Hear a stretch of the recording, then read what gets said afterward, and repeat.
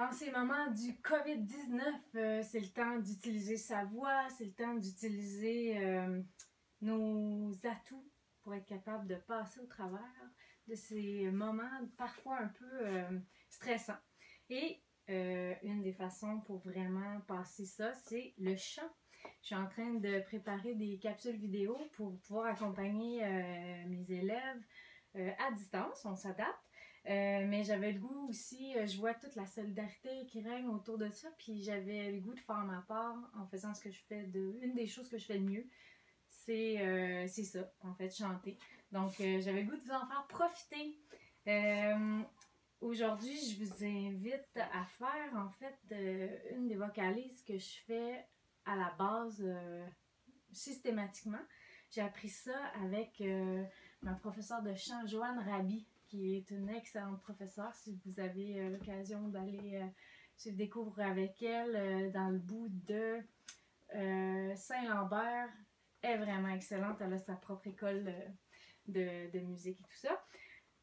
Donc, le brrr et le drrr, c'est un exercice de réchauffement vocal, une vocalise, qui va venir détendre vraiment les muscles du visage et du palais mou. Dans le fond, le palais mou, c'est vraiment quand on touche à notre palais dur, dans notre palais avec notre langue, puis qu'on recule la langue en arrière, bien ça, c'est le palais mou, une partie plus molle.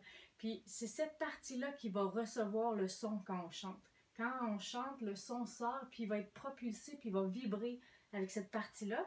Puis c'est la meilleure manière, quand on l'utilise bien, de ne pas se faire mal à la voix. Donc, l'exercice que je vous présente là, c'est vraiment un exercice qui va aider à ça. Je pars de grave à aigu à grave, parce que c'est important de commencer bas et de monter, mais de redescendre aussi. Mais ce qui est important, c'est de ne pas dépasser ses limites, surtout dans les aigus.